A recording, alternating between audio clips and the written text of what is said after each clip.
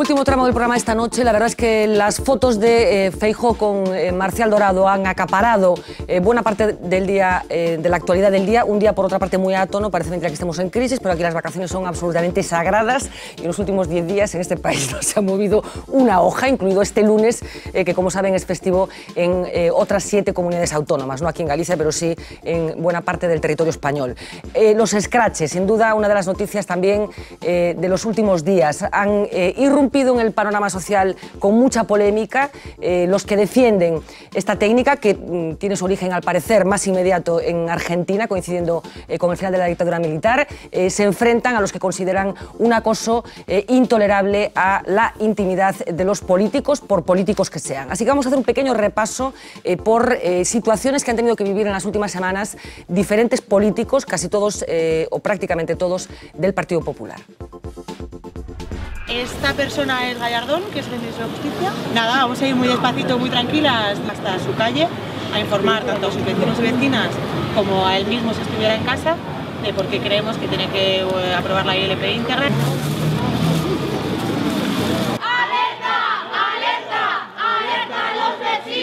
Venimos a ver al ministro. ¿No puedes salir? ¡Sí se puede! ¡Pero no quiere! De responder al dictado de la banca.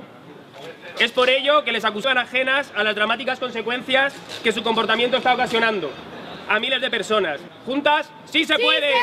¡Fuera los desahucios de nuestros barrios! Iñaki, cabrón, sal del balcón. Los puntos que incluye la ILP.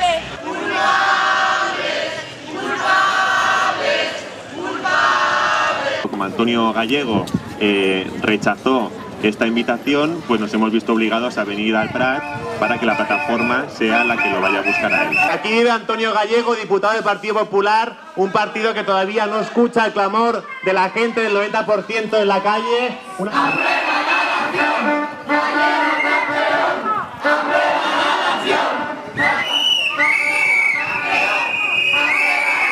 En la siguiente calle que vamos a llegar vive Jorge Fernández Díaz, que no solo es diputado del Partido Popular, sino que es ministro. Para exigir el derecho a la vivienda. Atención vecinos, movimiento pacífico de la plataforma. Venimos a ver a Jorge Moragas Sánchez, diputado del PP. ¡Sí se puede! ¡Pero no quieres! ¡Pero ¡Sí no se puede! ¡Pero no quieres! ¡Sí se puede! ¡Pero no quieres! ¡Gracias, señoría! ¡Muchas gracias por no votar! ¡Pero no quieres! Son personas que vienen a hablar contigo. Son personas que vienen a hablar contigo. ¿No puedes hablar con ellos? Pero si hemos votado a favor de esa iniciativa, de las firmas. Bueno, son solo algunos de los ejemplos que se han registrado en los últimos tiempos. Representantes de esa plataforma contra los desahucios que acuden a los domicilios particulares de los representantes políticos para tratar de forzar su compromiso con las reivindicaciones de esta plataforma. Scratch, esa palabra que se ha colado como un elefante en una cacharrería en los últimos días en la actualidad española, pero que tiene muchos precedentes. El más inmediato y probablemente el lugar del que procede la palabra es Argentina, un país que, como saben, vivió una dictadura militar. Después de esa dictadura, inmediatamente después, aparecían los primeros scratches. Marina tiene los datos históricos de este movimiento ciudadano. Marina, adelante. Argentina, decías tú, porque la palabra surgió en el lunfardo, que es la jerga que se utiliza en Buenos Aires, en Argentina. La palabra significa romper la cara o poner en evidencia. No se sabe exactamente el origen de la palabra, pero se cree que puede venir del italiano scratcho, que significa escupitajo, o puede venir del verbo inglés to scratch, que en español sería raspar. Dijimos que apareció en Argentina. Fue en el año 1995 cuando una asociación de derechos humanos decidió protestar contra el indulto de un genocida. Se empezaron a manifestar delante de su casa para avisar así a los vecinos que vivían cerca de un criminal. Así fue como nació el scratch, que rápidamente se extendió a Chile y a Ecuador, pero también a Estados Unidos, donde ya sabemos que ellos tienen un entendimiento distinto de la democracia y que los congresistas están siempre muy pendientes de su electorado, porque ya saben que serán juzgados por cada paso que den. Si no es del agrado de sus votantes, el resultado serán gritos, insultos, amenazas, sea en forma de protesta física o en forma de carta, email o llamadas telefónicas. Así que 20 años después, el escrache llega a España. Bueno, o escrache, que moi ben apuntaba Lourenzo, ten unha palabra galega clara. Escachar. Escachar. Bueno, non sei que posición tedes con respecto ao escrache, porque me consta que hai moita xente que non está en absoluto de acordo con este salto cualitativo que se ten dado dende a plataforma, pero hai xente que sí, que considera que hai que os representantes públicos teñen que dar conta do que fan. A verdade é que me pasou unha cousa curiosa, que estaba fora, e vía por tweet, estaba fora do Estado, fora de Galicia, de España, e vía o escrache e non sabía o que era. Entón tuve que buscar o que era e por fin me enterei e tal. En 5 días, estuve en 5 días fora, nada máis. Sí, bueno, porque isto efectivamente foi... Porque ocurriu nas vacacións, hai que ter tempo para facelo.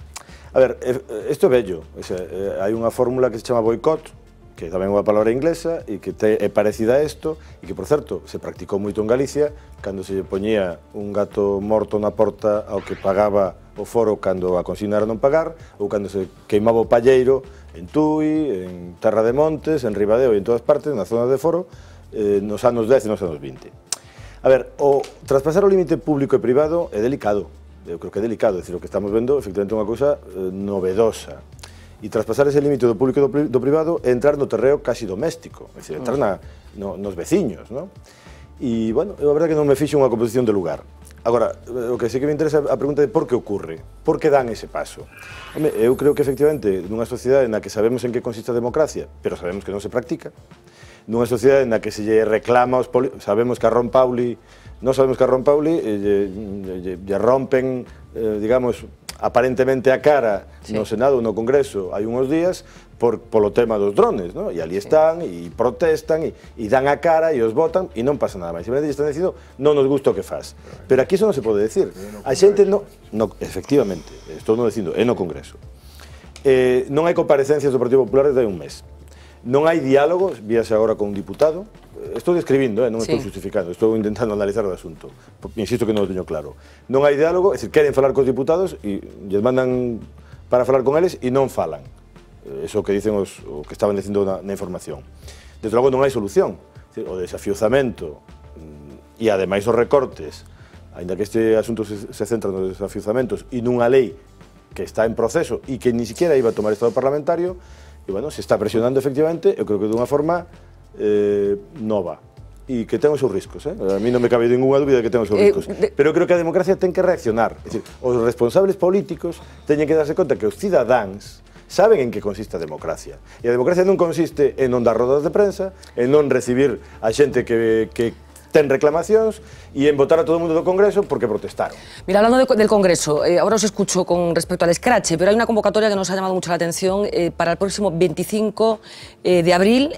La convoca la plataforma En Pie, que es una de las que organizaron aquella protesta que rodeó el Congreso. Bueno, pues el próximo 25 de abril están convocando a la gente para asediar la Cámara Baja de forma indefinida hasta forzar la dimisión del Gobierno, la disolución de las Cortes y la Jefatura del Estado y el inicio de un proceso de transición hacia un nuevo modelo de organización política, económica y social liderada por el pueblo.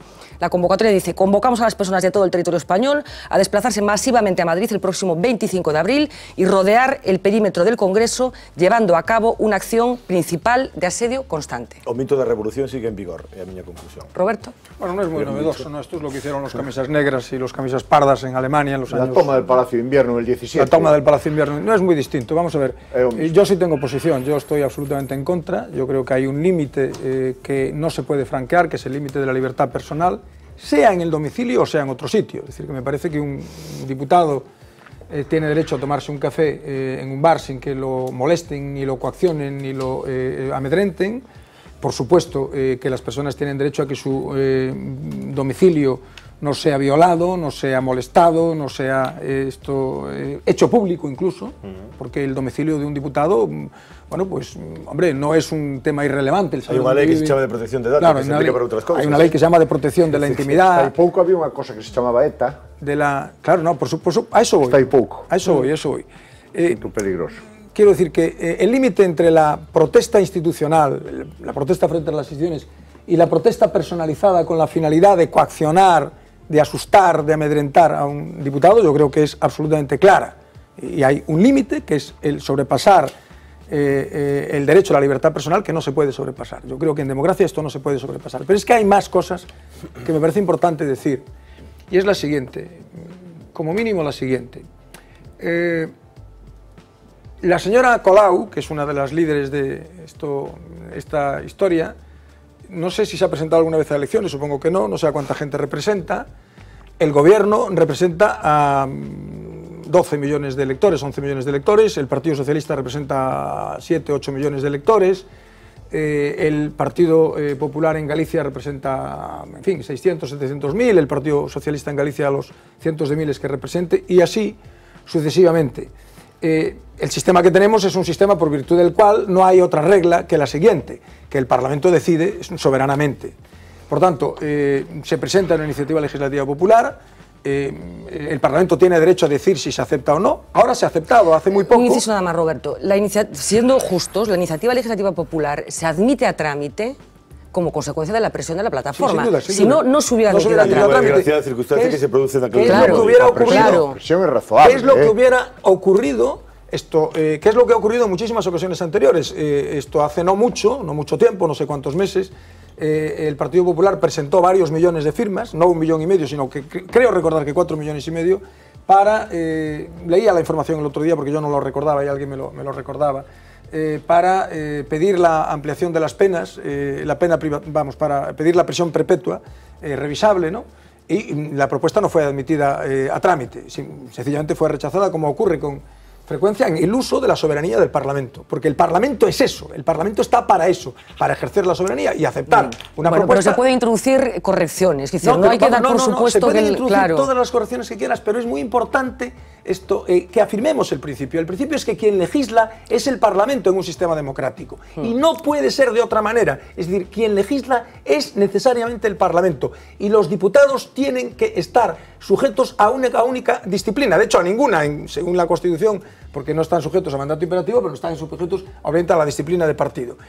Todo lo que sea alterar ese sistema de una manera, diríamos, no pacífica, de una manera que consista en presionar, en coaccionar, es una alteración del sistema que se sabe dónde empieza pero no dónde acaba, porque, dejadme que lo diga con claridad, cuando una reivindicación como esta tiene diríamos, una gran aceptación popular, y es normal que la tenga porque las personas están sufriendo una situación terrible de desahucios, etcétera, hay muchas personas a las que el escrache le parece magnífico. Yo no sé si a esas mismas personas les parecería bien el escrache si el escrache fuera dirigido, por ejemplo, contra los diputados que votaron a favor del matrimonio homosexual, para que votasen en contra, o contra los diputados que votaron a favor de la legislación en materia de aborto, para que votasen en contra. O contra las clínicas abortistas, que no nos parece nada bien. No, pero no, estoy hablando de los diputados, porque el problema es que esto sabemos dónde empieza, pero no dónde acaba. Este país ha sufrido una, diríamos, situación terrible durante años, que ha sido la situación de las víctimas de ETA, y nadie ha hecho escrache, porque claro, el mismo hecho de que la situación de la que procede sea esa situación de presionar a los militares argentinos declarados impunes, o sea, es tal el salto cualitativo que hay entre presionar a una persona impune por haber cometido delitos contra la humanidad y a un parlamentario que tiene una posición que puede no ser la tuya sobre el desahucio, es tal el abismo que existe entre una cosa y otra, que justificar el escrache en un caso es, yo soy el primero que estaría escrachando, estaría en la calle al general Videla y a los tipos declarados impunes por cometer crímenes contra la humanidad. Pero eso no tiene nada que ver. Efectivamente, no condenados. No condenados. Algo que se dice constantemente en la lingüística política española. Pero es que me parece fundamental distinguir los casos. No tiene nada que ver con la posición que mantiene un diputado legítimamente para solucionar el tema de los desahucios. Lo contrario es acabar con el sistema democrático. Lo contrario es laminar los principios sobre los que se fundamenta el sistema democrático. Acabamos con el sistema. A ver, José Luis Lugotuco. Una introducción, 3 posiciones y una cita. Me encanta lo organizado que eres. La introducción es sobre la convocatoria esa, que me parece tan enloquecida. Sí, la convocatoria es muy llamativa. Que se resuelva por el principio popular de oración de burro non chegan ao ceo.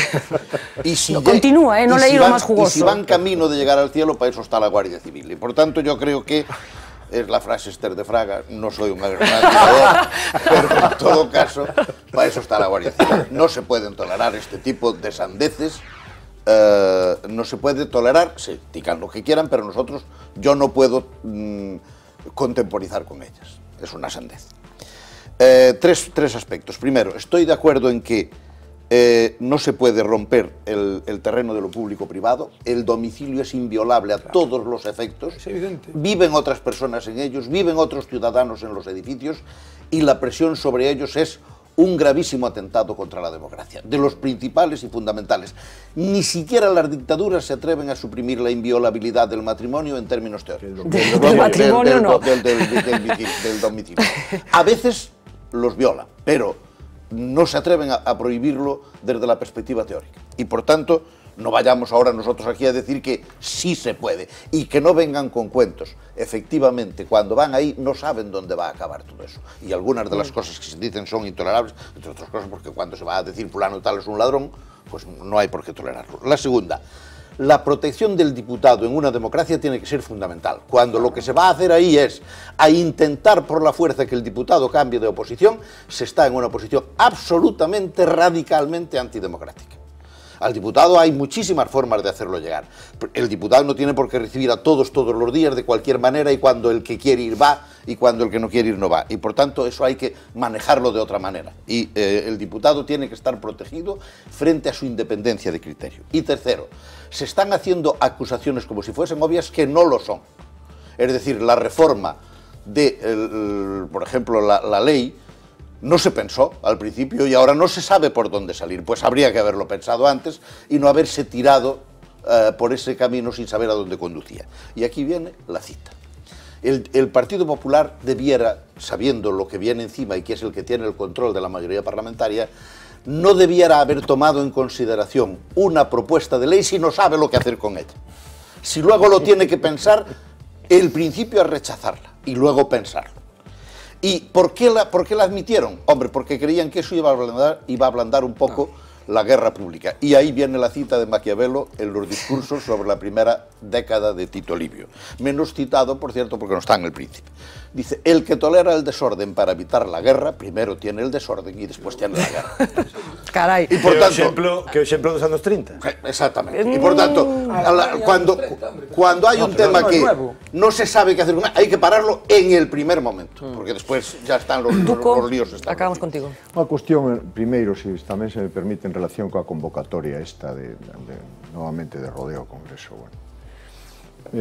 Tiene un aire revolucionario francés de acabar a mí me parece algo vamos, moito menos importante que eso, non? Eu creo que o problema é que é un mito da democracia directa.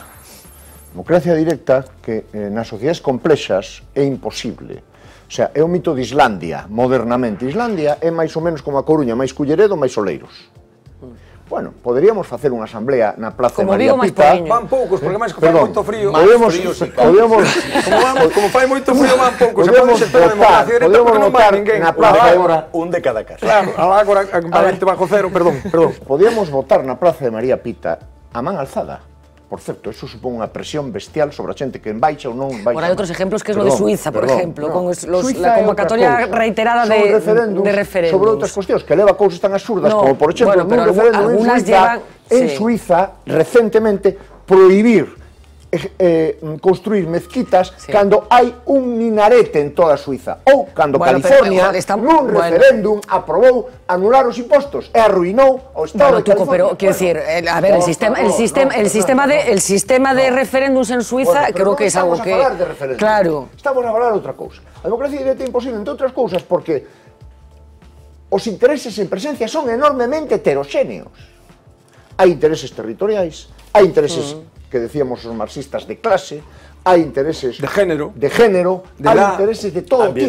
Ambientais. É imposible. Por eso fracasou o 15M. O 15M fracasou, ainda que hai xente que se nega a admitilo. Explosionou noutros movimentos, entre outro este do desahucio, que sí que é un movimento exitoso. Pero o 15M como tal fracasou porque existía o principio de unanimidade. Se non hai unanimidade non se aproba. Que, por certo, é un principio bastante lógico neste tipo de democracias. Pero é imposible a unanimidade neste tipo de cosas. Non se pode avanzar, non se pode gobernar un país complexamente. Por lo tanto, hai unha cuestión. A democracia, inventada polos gregos, refundada na Revolución Francesa, na Revolución Americana, etc., etc., ensayada con outros métodos, democracia orgánica, democracia popular e democracia a secas. De momento, os seres humanos non inventamos ningún outro sistema que o millore, con todas as súas imperfeccións. E, polo tanto, democracia ou barbarie, directamente. Yo estoy de acuerdo con vosotros. Democracia ou barbarie. E ahora vamos a los escasos. Sí, brevemente, Tuco, por favor, que estamos fuera. É un tema controvertido. A mí, en principio, non me gusta. Nun Estado democrático, nunha situación normal, non sería admisible, pero hai que decir, como decía Lourenzo, a situación é a democracia, a nosa democracia neste momento, unha democracia homologable, sin duda ninguna, nun libro recente de Maraval que fala das democracias e se clasifica entre 1 e 5, a democracia española está ao mismo nivel que a francesa, que a británica, que a norteamericana, aínda que moita xente non o crea, tampouco moita xente creía hai uns anos que o Hospital da Coruña era un dos mellores hospitales de Europa, pero non o creían, os propios médicos. Costa traballo que a xente sea capaz somos un pouco tamboril de casa ajena, que di un refrán castellano. Bueno, entonces, a situación é moi mala, a nosa democracia é moi mala, rectifico. É unha situación dunha democracia que se di de baixa calidade. Estou disposto a admitir eso, polo que decía Lourenzo, e logo hai unha situación. Hai centos de miles de persoas expulsadas da súa casa que siguen debendo, ademais, a hipoteca ao banco, cual é unha cousa terrible. Entonces, entendo a xente que faga isto, a xente solidaria e a xente directamente afectada. Ahora, é un asunto, o problema é onde está o límite, é un asunto peligroso, porque pode chegar a un límite onde realmente se traspase ese límite e logo as consecuencias sean moi graves. Bueno, yo en cualquier caso quiero decir que efectivamente todos queremos la democracia, todos queremos vivir tranquilos, pero también la falta de reflejos, de compromiso, de sensibilidad con determinadas parte de la política actual también hay que tenerlo en cuenta porque no venimos a descubrir nada. Es decir, el Tribunal de la Unión Europea acaba de dictaminar que la ley hipotecaria española es injusta. Y no solo que no son unos contrarrevolucionarios que quieran que acabe el sistema. O sea, decir, que hay un problema en estos momentos y que tiene que ver con el tipo de legislación que hay en España y con la no consideración de que hay gente que está atrapada en un sistema que es probablemente seguro injusto. Simplemente quería decir eso. Nos vamos al plato de informativos para que Uxía Rodríguez nos cuente más cosas de este lunes. ¿Qué tal? Adelante, muy buenas noches de nuevo. Pues vamos a comenzar este último repaso hablando de la corona porque tiene abierto un nuevo frente y ya casi hemos perdido la cuenta. Esta vez se trata de la herencia que el rey recibió de su padre, don Juan de Borbón. Desde la oposición piden al gobierno que dé explicaciones. Y es que parece que el padre del actual monarca tenía una extensa fortuna en bancos de Suiza. A don Juan Carlos le corresponderían 2,2 millones de euros. El PP ya ha salido al paso y ha asegurado que este asunto pertenece al pasado. Hablamos ahora de una batalla que parecía la de David contra Goliat y que ha terminado también con la victoria del pequeño sobre el grande. El gigante farmacéutico Novartis ha perdido su guerra contra los fabricantes indios de genéricos. El Tribunal Supremo de la India le ha denegado la patente de un medicamento contra el cáncer. El fármaco de la multinacional cuesta más de 2.000 euros al mes por paciente, mientras que el precio del genérico es de 156 euros. Angela Merkel ha decidido echar una mano a la economía del sur de Europa, concretamente a la italiana isla de Ischia. La canciller y su marido disfrutaron de unos días de relax que han quedado reflejados en estas fotos que ya han dado la vuelta al mundo, algo que no ha gustado a algunos. Uno de los alcaldes de la isla ya ha pedido que se respete la privacidad de sus huéspedes ilustres, pero no todas las bienvenidas han sido tan calurosas. El presidente de la región de Campania ha recibido a Merkel con un vídeo en el que le recuerda que su nivel de paro multiplica por 10 el de Alemania gracias a sus políticas de austeridad. Y Volvo ha revolucionado hoy el mercado automovilístico anunciando el primer airbag que envuelve por completo el coche en caso de choque. Pero esta revolución solo duró 8 horas, lo que tardó la marca en desvelar que el anuncio era realmente una broma, una de las muchas que se han gastado este 1 de abril, el equivalente a nuestros santos inocentes en buena parte del mundo. El cierre de YouTube, el cobro por el uso de vocales en Twitter o un Google de olores han sido otras de las inocentadas del día. Las corruptelas de las que hablamos casi todos los días no son un invento nuevo, ya las practicaba el mismísimo William Shakespeare. Investigadores de una universidad galesa han descubierto que el autor de Romeo y Julieta fue un importante terrateniente que practicó la evasión de impuestos. Además, fue un despiadado usurero. Se le procesó varias veces por acumular alimentos de manera ilegal y venderlos luego a precios inflados. Parece que los corruptos de hoy tienen en quién inspirarse. Fernanda. Bueno, efectivamente, para todo hay un antecedente. De todas maneras, estamos comentando aquí que Volvo ya no es lo que era, porque esto de hacer bromas con los airbags no nos parece nada bien. Nada de Volvo. No nos parece nada bien. Gracias, Susía, nos vemos mañana. Nos vamos a ver la primera página del periódico de mañana, antes de ese off the record que nos ha preparado Lois Balado con el singular líder de Corea del Norte, que da mucho juego. El periódico, la primera página de la primera edición, titular de apertura: Feijóo se culpa de torpeza e ingenuidad por haberse relacionado con Dorado. Tengo la conciencia muy tranquila y no me van a amedrentar, dice el presidente de la Xunta, que está dispuesto a acudir al Parlamento. Foto de primera: alerta de desbordamiento en los ríos. No nos extraña absolutamente nada, porque lleva sin parar de llover desde hace un siglo y medio, o más incluso. En fin, la foto muy llamativa de As-Samasas en la provincia de Lugo. Destacar también que gran parte de los al menos 3,9 millones de euros que Bárcenas ocultó en Estados Unidos han desaparecido en las últimas semanas y que Alonso Montero dice en la presentación de la candidatura a la Academia Galega que está dispuesto a negociar todo menos la presidencia. La última hora que tiene que ver con esa institución que, como saben, hasta hace poco presidía José Luis Méndez Ferrín. Corea del Norte, allá nos vamos, off the record.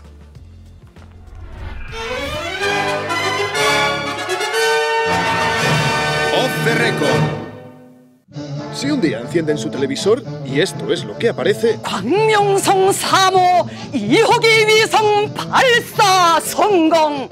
no se asusten, no se habrán pasado con su dosis de cafeína diaria, sino que estarán ustedes en Corea del Norte.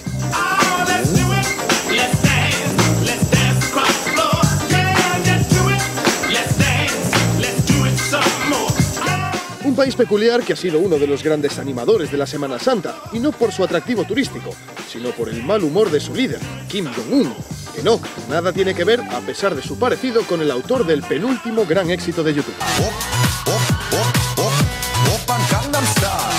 Los norcoreanos son gente realmente apasionada, basta con ver cómo despidieron a su antiguo líder, Kim Jong-il. ¡Qué entusiasmo! Cualquiera diría que estaban asistiendo a un espectáculo bien distinto.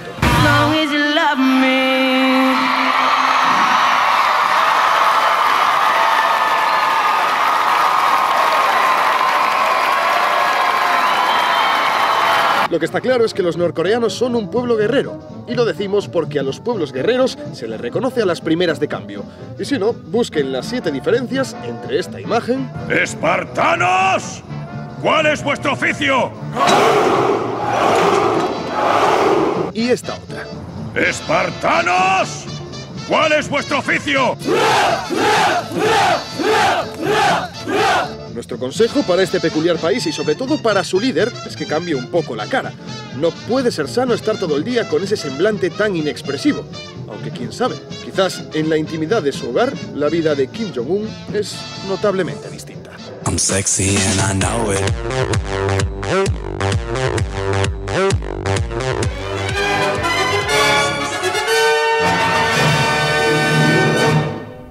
Esa ofensiva de Corea del Norte, que según sostiene Miguel Ángel Murado, al que hay que leer siempre con mucho detenimiento, es una estrategia que lo que busca es llegar a algún entendimiento en contra de lo que pudiera parecer. Señores, de verdad, un auténtico placer haber compartido este día tan intenso desde el punto de vista informativo con nosotros.